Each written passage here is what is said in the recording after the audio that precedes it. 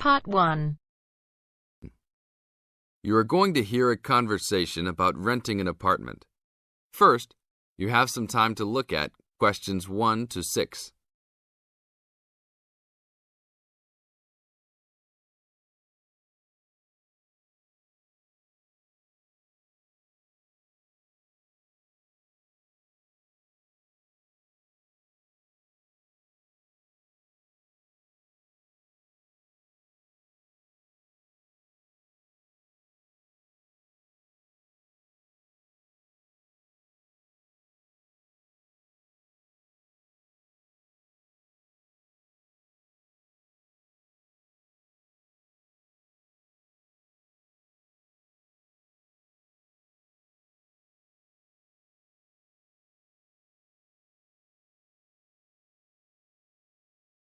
Now listen to the tape and answer questions 1 to 6.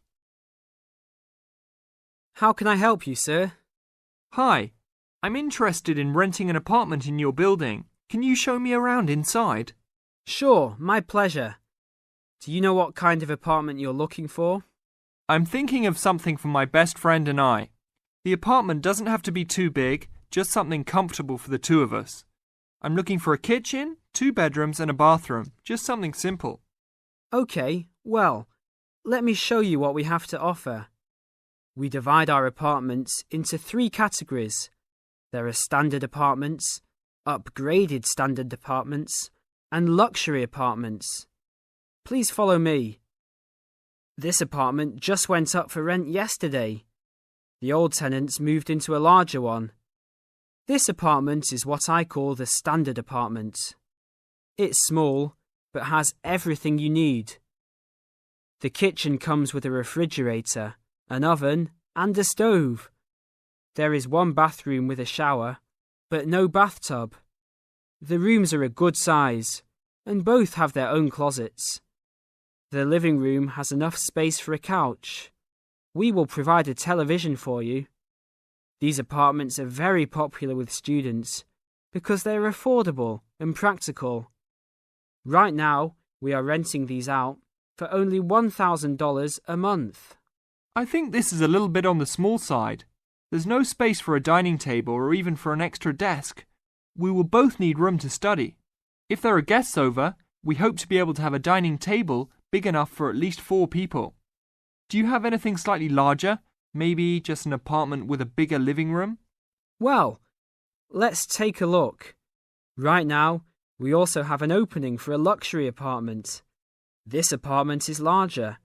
It has 3 bedrooms, and all 3 are larger than the last one. And there are 2 bathrooms, and all have bathtubs. The kitchen is also larger, and come with an additional dishwasher and freezer. The living space has plenty of space for a dining room. How much is the rent on these apartments? These are more expensive, usually in the $2,500 range. Don't forget that there is an additional bedroom, so you could find another roommate to lower the cost. I think that's a little bit on the expensive side. We don't really have the time to find another roommate, so it's probably better to stick with the 2-bedroom places. Is there anything between these 2? Come with me. I can show you this apartment right now. But there are people living in it. There are no more of these kinds of apartments available at this moment. But if you decide that you like it, I can put you on the waiting list. And as soon as we have openings, you will be contacted. Sure, let's take a look. This is the upgraded standard apartment. As you can see, it's larger than the other 2-bedroom apartment. There are 2 bedrooms and 2 bathrooms, 1 in each room. The living room comes with a television, but no furniture.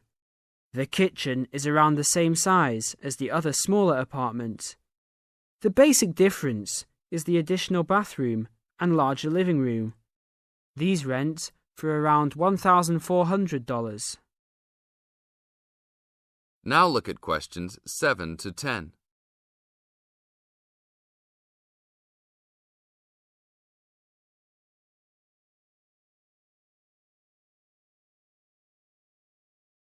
Now listen to the tape and answer questions 7 to 10. Seems like a good deal. Do you know when an apartment like this will be available? That's hard to say.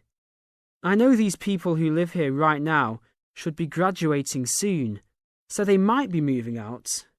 Well, I guess I'll put my name on the waiting list. Hopefully there'll be an opening as soon as possible. That sounds like a good plan. I will notify you as soon as we have vacancies. You will have to leave us some information and a student identification number. Sure, no problem. My full name is Robert Jack Browning. Could I have your age, please? I'm 38. Your major? I'm studying biology. How about naming some of your hobbies?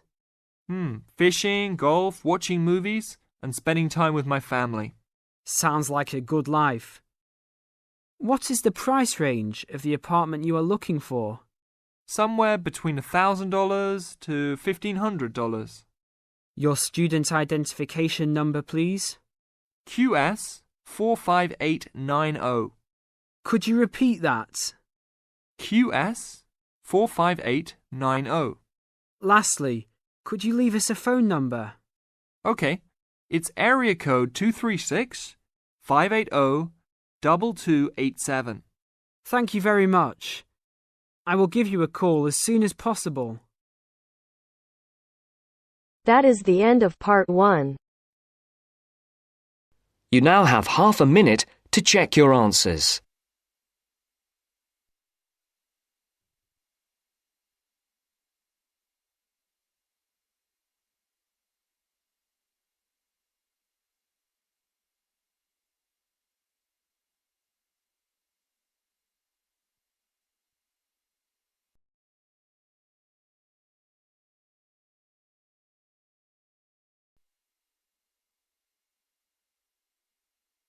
Now turns to part 2. Part 2. First, you have some time to look at questions 11 to 15.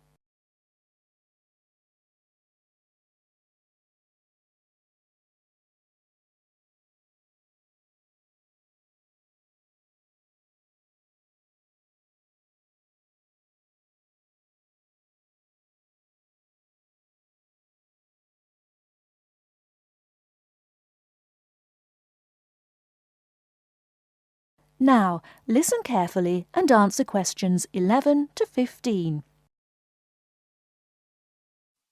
Hi.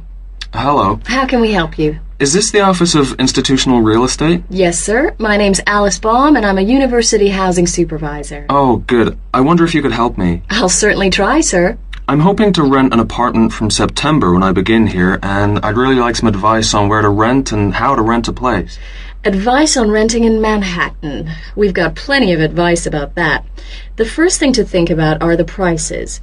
New York is an expensive place to live, and Manhattan is the most expensive place in New York. Everyone wants to be here. In most areas of Manhattan, you'll have great difficulty finding a studio apartment for less than $1,300 to $1,400 per month. But there are areas just outside Manhattan, within a 30 to 40-minute commute, where you can find a decent studio apartment to rent for $850 to $1,000 per month. That's a big difference. But then there are travel costs on top of that. Yes, there are. If you're prepared to make compromises in your choice of accommodation, perhaps you can find an apartment you like and can afford. Monthly rents also depend on 2 other factors: apartment size and then amenities. Can you tell me a bit more about that? Basically, bigger flats get higher rents, so if you can live without a lot of space, it's much cheaper.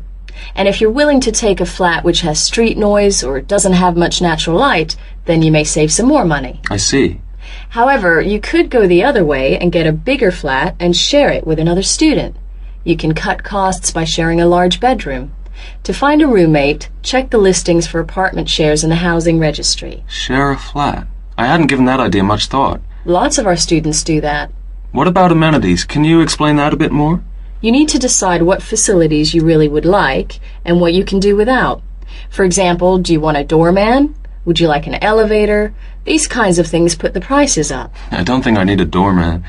Is there anything else I should know? Yes, remember, the housing market is very competitive, especially for affordable apartments. You need to be prepared to make decisions quickly and be flexible with your plans. Don't start your search earlier than 4 weeks before you want to move in, because tenants only need to give landlords 30 days' notice of their departure. Okay. Before you hear the rest of the talk, you have some time to look at questions 16 to 20.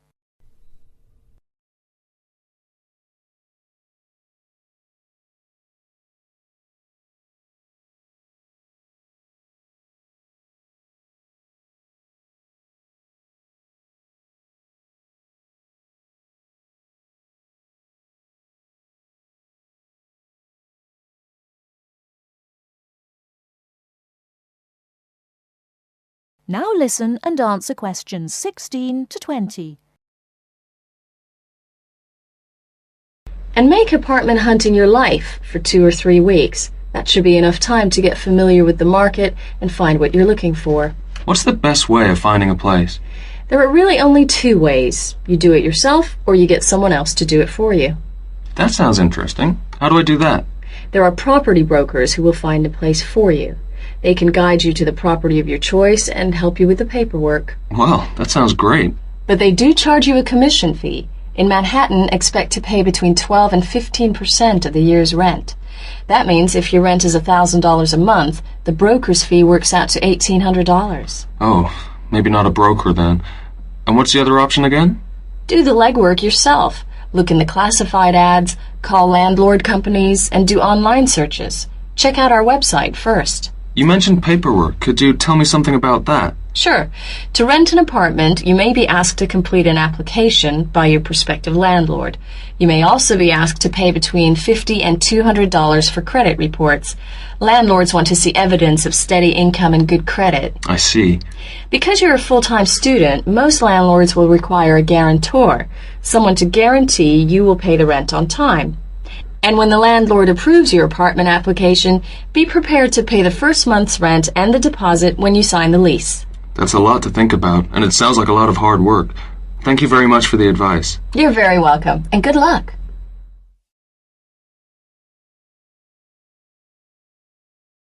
That is the end of part 2.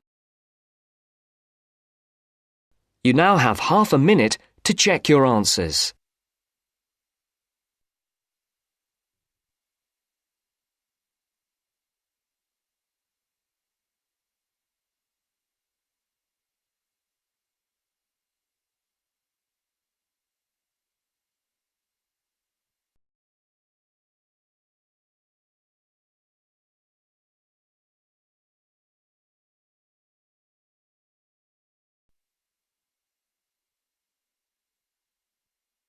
Now turns to part 3. Part 3. You will hear part of a radio program about do-it-yourself house painting. First, you have some time to look at questions 21 to 24.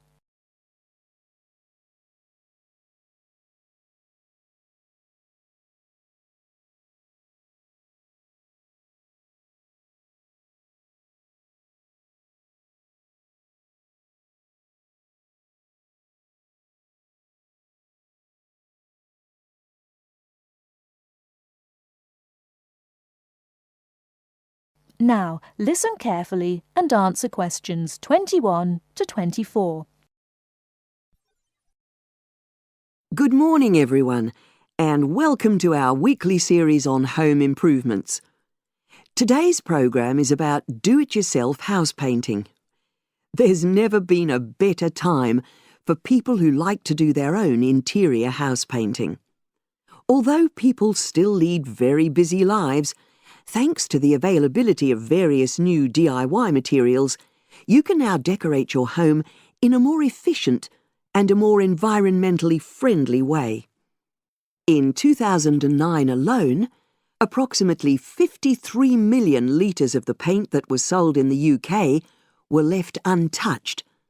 That's enough to fill 21 Olympic-sized swimming pools.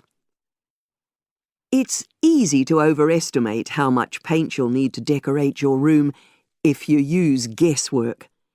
And if you know exactly how much paint is needed, you avoid unnecessary waste. There are automatic paint calculators available now. Most of the major paint manufacturers provide them. Look on their websites or just Google paint calculator and see what comes up. Then simply measure the circumference and height of the room in metres. Enter this into the calculator along with the type of surface you're painting, and it will tell you how many litres of paint you'll need. But if you do end up with leftover paint, you can donate it to an organisation like Community Repaint.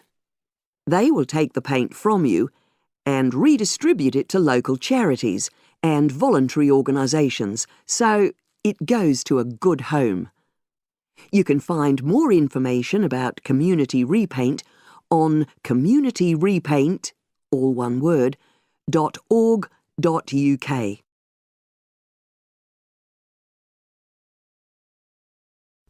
Before you hear the rest of the talk, you have some time to look at questions 25 to 30.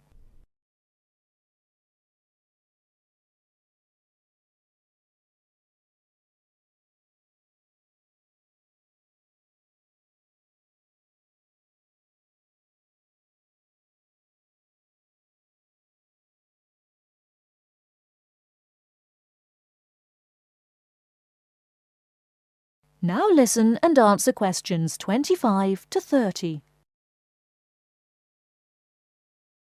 Another way of avoiding paint wastage is to check you're completely happy with your colour choice before starting to paint. For example, you can get a small sample of the colour you're thinking of using, then paint a board and move it around the room, so you can see how it looks against your furnishings and in different lights. Also, it's always better to buy high-quality paints because you get what you pay for. If you buy cheap paint, you might need to apply 2 or 3 coats to achieve the same coverage that you'd get from 1 coat of a good quality paint.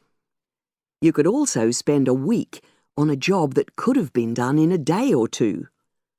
And consider the environment. Most paint manufacturers now sell water-based paints that don't contain harmful chemicals or give off harmful odours, so get one of these. You can also buy paint that's packaged in recyclable containers. There's a lot more choice than there used to be. You can only do a good job which will last if you prepare the surfaces thoroughly before painting. In fact, in many ways, if you want to do a professional-looking job, this is more important than the painting itself. If there are any cracks or patches of loose plaster, painting over them won't solve the problem. Take the plaster out and fill the holes, allowing enough time for the new plaster to dry. And you won't get a smooth finish if the walls are dusty or greasy. So washing with water isn't enough.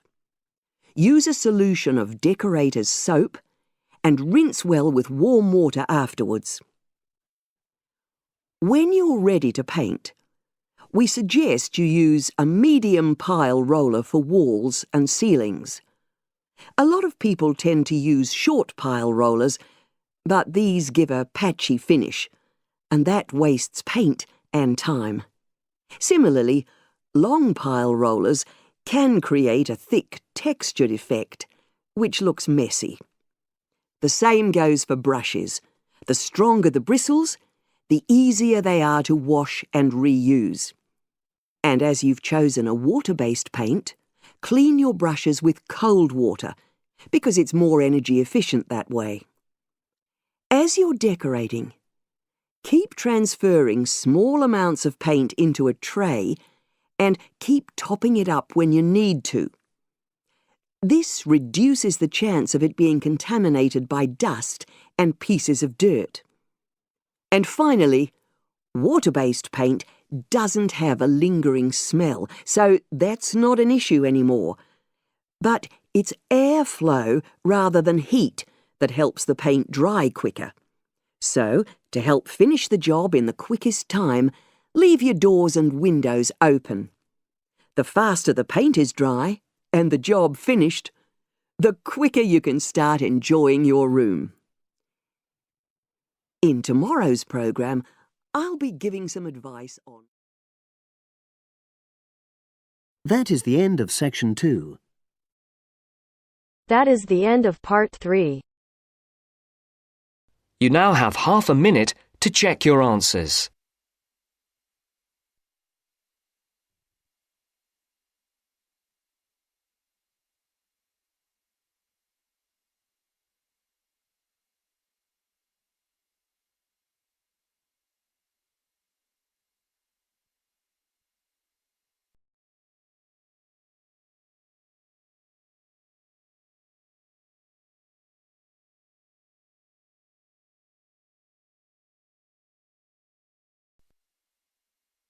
Now turns to part 4. Part 4. You will hear an extract from a university lecture on the topic of marketing. First, you have some time to look at questions 31 to 40.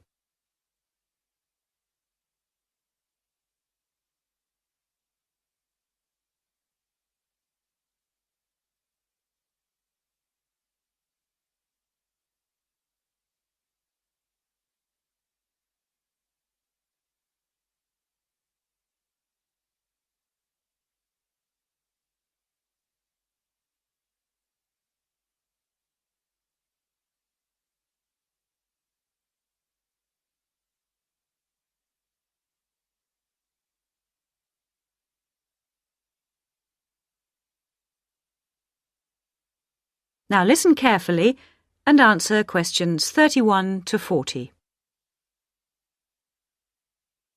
Last week we looked at some general principles associated with marketing, and today I'd like to look at some of those points in a little more detail.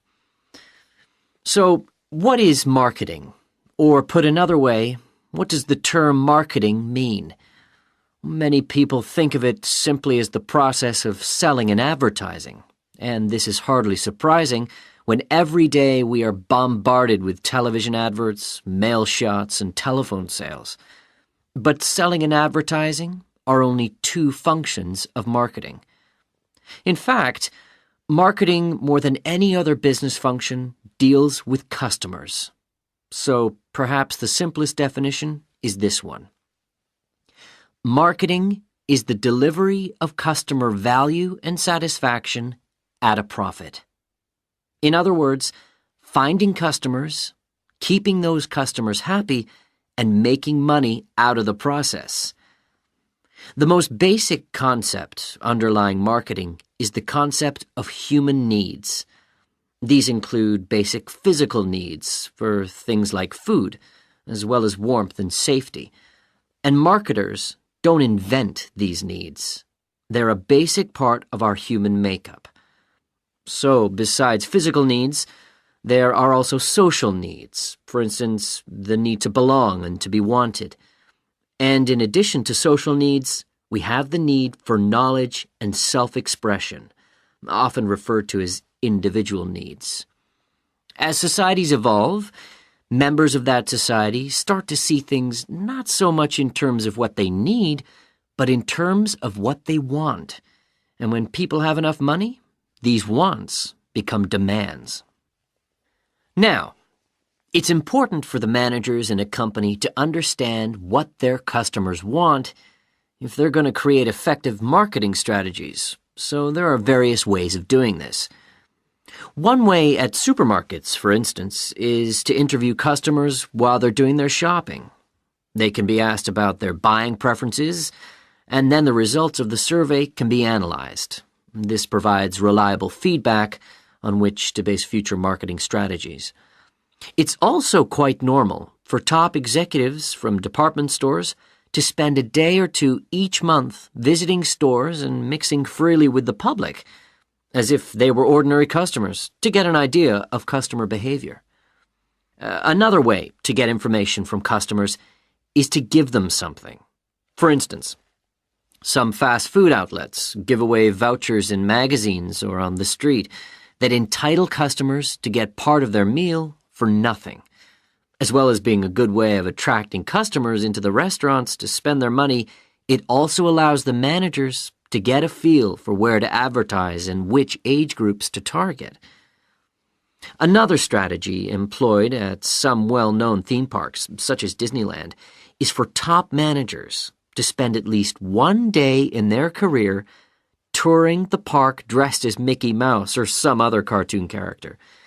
This provides them with the perfect opportunity to survey the scene and watch the customers without being noticed. Okay, well, we mentioned customer satisfaction at the beginning of this lecture, and I'd like to return briefly to that as it relates to what we've just been talking about. If the performance of a product falls short of the customer's expectations, the buyer is going to be dissatisfied. In other words, if the product you buy isn't as good as you'd expected, then the chances are you'll be unhappy about it. If, on the other hand, performance matches expectations and the product you buy is as good as you expected, then generally speaking, the buyer is satisfied. But smart companies should aim one step higher. They should aim to delight customers by promising only what they can be sure of delivering and then delivering much more than they promised. So then, if, as sometimes happens, performance is better than expected, the buyer is delighted and is twice as likely to come back to the store. Now, let's move on to look at the role of advertising. That is the end of part 4. You now have half a minute to check your answers.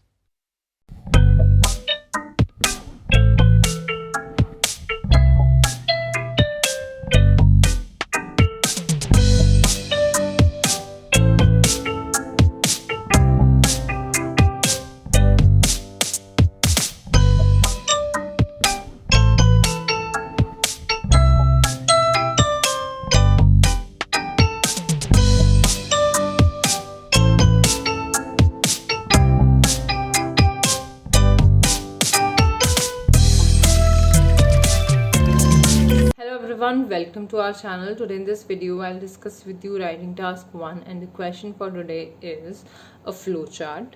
So the question is, the given flowchart represents the various steps involved in the making of chocolate chip cookies. Summarize the information by selecting and reporting the main features and make comparisons where relevant. So we are given this flowchart which is representing the procedure or the steps which are involved in making the chocolate chip cookie. So let's see. So the first step is preheat the oven at about 350 degree Fahrenheit, and then we need to add vanilla, butter, egg and sugar, and cookie flour, baking soda and salt. Add milk and mix until fully blended. So we have to add all these substances, ingredients, and we have to blend it completely. Then make small rolls and flatten the mix.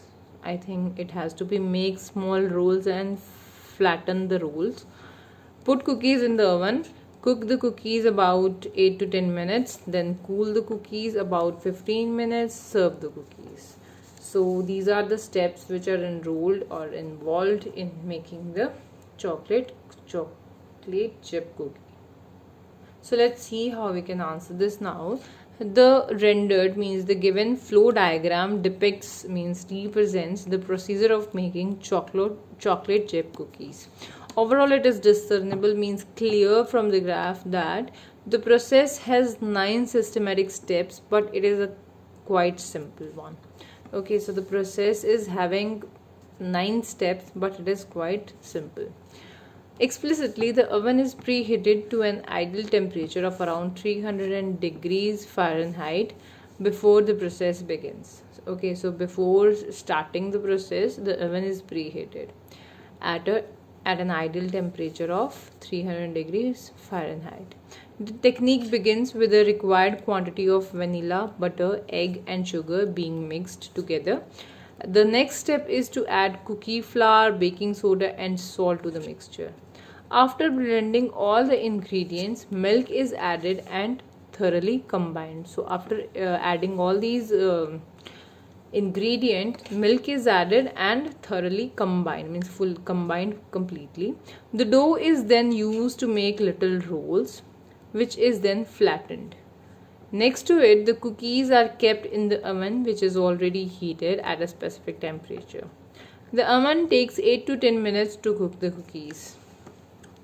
Then the cookies are taken out of the oven and left for cooling down for about 15 minutes. So what happened after the cookies being cooked for 8 to 10 minutes, then the cookies are taken out from the oven and left for cooling. Lastly, after cooling, the delicious cookies are served and enjoyed by the people. So in the last, the cookies are served and enjoyed by the people. So this was for today. If you like the video, do hit the like button and subscribe to our channel. I'll meet you in the next video. Till then, bye bye and take care.